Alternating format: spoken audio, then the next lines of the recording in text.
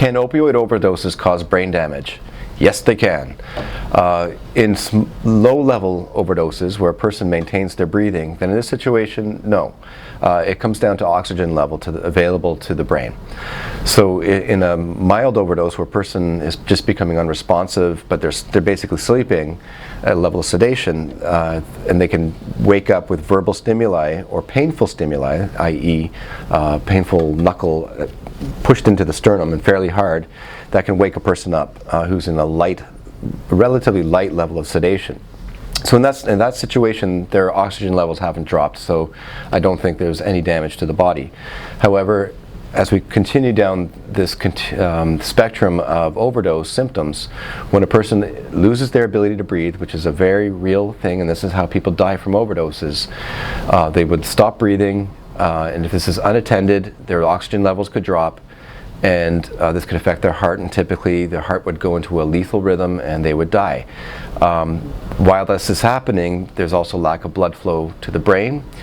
First of all, it's lack of oxygenation, and then lack of blood flow if the heart stops beating. So both of those things can work to cause neuronal damage, neurons in the brain damage from lack of oxygen. This is where rescue breathing and the naloxone kits and cardiac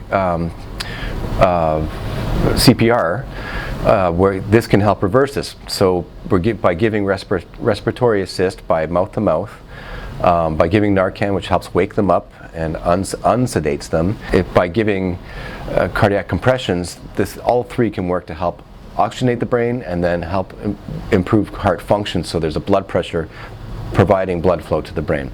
So yes, brain damage can occur. People who do recover from an overdose, it can be very subtle if it hasn't been too long without oxygen, or it could be severe, and it could be in a vegetative state where even though the heart is working and we've saved them, their heart is back, their brain may not recover, and this is a very unfortunate situation. This happens quite frequently where people are admitted to the intensive care unit where, as I said, they're in a persistent vegetative state. So the brain, unfortunately, has died, but the body has stayed alive. That's the worst case scenario. So to summarize, in an overdose, yes, opioids can cause brain damage, but it's generally at the worst end, the high end ones where people are worse off, where there's a period of anoxia or lack of oxygenation to the brain, and possibly if there's lack of blood flow because the heart may have stopped.